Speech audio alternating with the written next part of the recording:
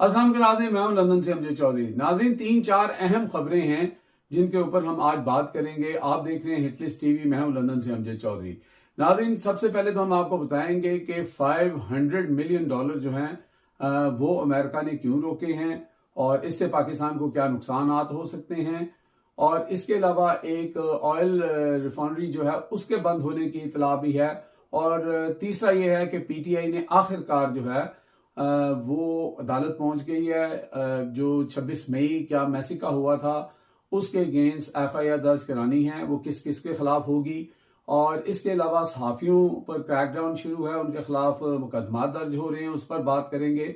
और उसके बाद हम बताएंगे कि एक बहुत शोर मच रहा था कि हुकूमत के लोग भी कहना शुरू हो गए हैं कि डी चौक में गोली चली और ये बहुत गलत हुआ।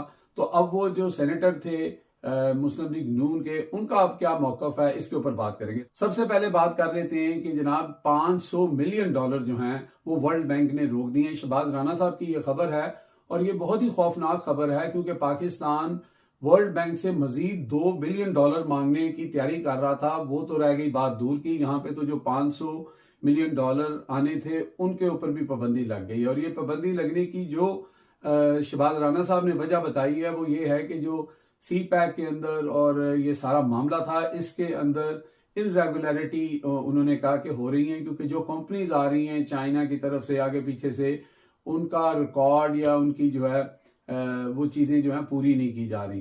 तो कुछ लोग ये कह रहे हैं कि जनाब ये एक बहाने के तौर पे भी है और कहीं ना कहीं जो ट्रम्प फैक्टर है वो इसमें शामिल है क्योंकि अब बाइडेन तो रहा नहीं, जो आईएमएफ से आपको जो है वो ले देता था कर्जा, आप चाहे पूरी चीजें नहीं भी करते थे तो इसलिए कि उनके मकासद पूरे हो रहे थे। चूंकि बाइडेन जाने के बाद अब ट्रंप आ रहा है और इमरान खान से रिलेटेड चीजें जो हैं, जो ओबियसली पीटीआई वाले इसको इस तरफ लेके जाते हैं कि ये एक सिनेरियो भी इसके अंदर बताया जा रहा है कि इमरान खान की रिहाई को लेकर इसको रिलेट किया जा रहा है। इसमें सदाकत है कि नहीं है, ये अवाम खुद इसके ऊपर जो है वो फैसला कर ले।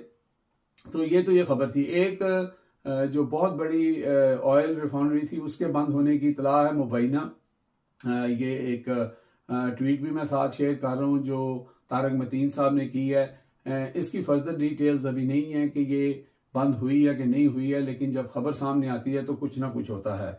और तीसरा ये कि अब आखिरकार पीटीआई ने जो है वो फुट डाउन कर लिया है, गियर चेंज कर लिया है, अदालत पहुंच गई है। मुकदमा जो है वो शहबाज शरीफ, मोहसिन नकवी और अता तारड़ के खिलाफ जो है उसकी दरख्वास्त दी गई है और उसके साथ साथ पूरी लिस्ट जो है 12 लोगों की शहादत की वो भी जो है वो पेश कर दी गई है। और इसके साथ साथ जो है वो 15 तारीख से पेशावर के अंदर आपको पता है कि शोधा मार्च जो हो रहा है, उसके साथ साथ पूरी दुनिया के अंदर भी हो रहा है। यहाँ यूके के अंदर जो है वो 10 डाउनिंग स्ट्रीट के बाहर पीटीआई जो है वो कर रही है। मैं भी वहां से रिपोर्ट करूंगा। तो ये अब चीजें जो है बढ़ती जा रही हैं। आवाज जो है वो ज्यादा जो पहले बहुत मुअस्सर होनी चाहिए थी, पहले इसके ऊपर बात ज्यादा करनी चाहिए थी और इसके ऊपर बहुत ज्यादा तनकीद भी हुई कि पीटीआई जो है इतनी बड़ी शहादतों के बाद बैकफुट पे क्यों है। इमरान खान बार बार अंदर से मैसेज दे रहे थे और अलीमा खान वगैरह ने काफी कोशिश की, उन्होंने प्रेस टॉक भी की इंटरनेशनल मीडिया के साथ और उसके साथ साथ उन्होंने एक जो है प्रेस कॉन्फ्रेंस इंटरनेशनल की। तो फिर कहीं जाके लोकल जो क्यादत है उनका मानना ये था कि वो सारे रिकॉर्ड को तरतीब कर रहे थे और अब उन्होंने ये कदम उठा लिया है। और चौथी खबर थी कि सहाफियों के खिलाफ जो है वो एफआईए ने एफआईआर दर्ज की हैं।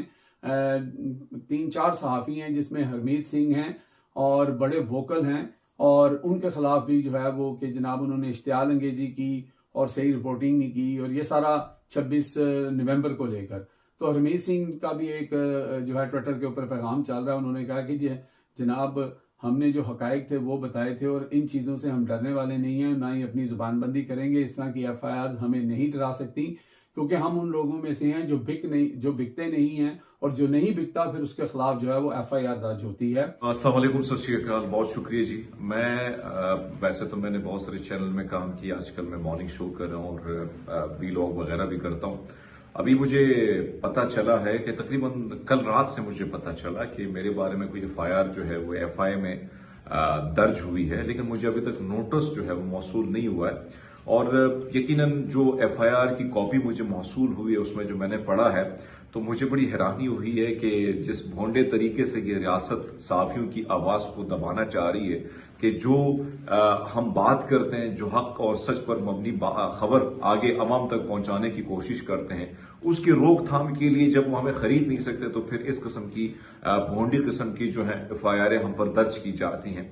और मैं समझता हूं कि ये हुकूमत की जानिब से जो एक भोंडी हरकत की है, अगर ये समझती है कि इससे हमारी आवाज जो है वो दब जाएगी और हम खामोश हो जाएंगे और ये जो कुछ इस वक्त हो रहा है उस पर हम खामोशी इख्तियार कर लेंगे, तो ऐसा नहीं है। इस वक्त कहा जाता है कि अपने रियासत के खिलाफ बयानियां और अवाम को उकसाया हुआ है बगावत के हवाले से के जुमरे में ये सारी चीजें मुझ पर दर्ज की गई हैं। चूंकि 26 और 27 को जो सब कुछ हुआ, मैं भी दीगर रिपोर्टर की तरह डी चौक में मौजूद था और वहां से मैं रिपोर्टिंग कर रहा था। जो जो चीजें मैंने देखी, मैंने इसको एज इट इज जो है वो रिपोर्ट किया। तो लास्टली हम आपको बताएंगे कि मुस्लिम लीग नून के सेनेटर, मशहूर सेनेटर हैं, इनकी झगड़ा भी हुआ था शेर अफजल मरवत के साथ, अफनान साहब जो हैं, तो उनका एक बयान जो है वो बहुत यूज किया जा रहा था कि जनाब उन्होंने कहा है कि बच्चों के ऊपर जो गोलियां चली हैं मुझे बड़ा दुख हुआ और ये सारा। तो अब उन्होंने जो है वो इस बात से मुकर गए हैं। इसको कहते हैं डंडा। वो जब डंडा आता है ना या डंडा जाता है तो फिर यही होता है। तो मैं तो इसको यही कहूंगा, पहले मैं आपको जरा उनका पहला बयान सुना देता हूं कि उन्होंने क्या कहा था, वो सुन लें, और अब जो उन्होंने कहा वो भी सुनाते हैं। पहले पहला वाला बयान सुन लें। उसका मुकाम यह है कि आप गरीब लोगों के खून को बेच रहे हैं। बात यह है, आप उस गरीब वर्कर, शायद मैं खुद सियासी वर्कर हूं जनाब प्रिजाइडिंग ऑफिसर, मैं खुद हूं, मुझे बड़ा फख्र है इस बात पे। मुझे बड़ी तकलीफ है उन बच्चों बेचारों की, उन बेचारों को जिस तरह उनके ऊपर जो है गोलियां चली। और मैं जी नाज़रीन, और अब जो इन्होंने वहां पे एक सहाफी के सवाल के ऊपर कहा, जरा उसमें देखें कि इन्होंने पैंतरा कैसे बदला है। क्योंकि ऑब्वियसली सारी इस वक्त जो हुकूमत की कोशिश थी वो इसको ना मानना थी। तारड़ आ गए थे, कहाँ चली गोलियां, कहाँ पे हैं लाशें, और हमें डिजिटल लाशें ना बताएं और ये ना करें वो ना करें। तो ऐसे औकात में अगर आप ऐसी बात करेंगे कि जनाब गोलियां चली और दुख हुआ, तो फिर डंडा तो चलेगा। तो अब डंडा चलने के बाद की ये सुन ले जरा कि क्या कहा इन्होंने। अच्छा सर, मुझे ये भी बताएं कि हुकूमत का ये मौकिफ था कि गोलियां नहीं चलाई गई, जो एहतजाज था पीटीआई का, और कल आपने सेनेट के अंदर भी आपने कहा है कि पीटीआई के लोगों के ऊपर गोलियां चलाई गई हैं, जिसका मुझे बेहद अफसोस है। सर इसके बारे में क्या कहेंगे? देखिए, अगर आप मेरी पूरी स्पीच सुने ना, तो उसके अंदर मैं ये कह रहा हूँ कि आप ये कहते हैं कि गोली चली। अगर आपने मेरी स्पीच सुनी है तो मैंने कहा है कि मैं आपकी बात ले रहा हूँ कि आप ये कहते हैं गोली चली। तो अगर आप ये कहते हैं गोली चली तो फिर उसके बाद मैंने ये बात की है। ये हाइपोथेटिकल है, ये मैं नहीं कह रहा, ये मैं उनकी बात लेके उसको आगे कोर्ट का। जी नाज़रीन, आपने सुन लिया, वो कह रहे हैं हाइपोथेटिकली जो है ना मैंने ऐसी बात की थी। शुक्र है इन्होंने ये नहीं कह दिया कि सियाको सबाक से हट के मेरे बयान को चलाया गया।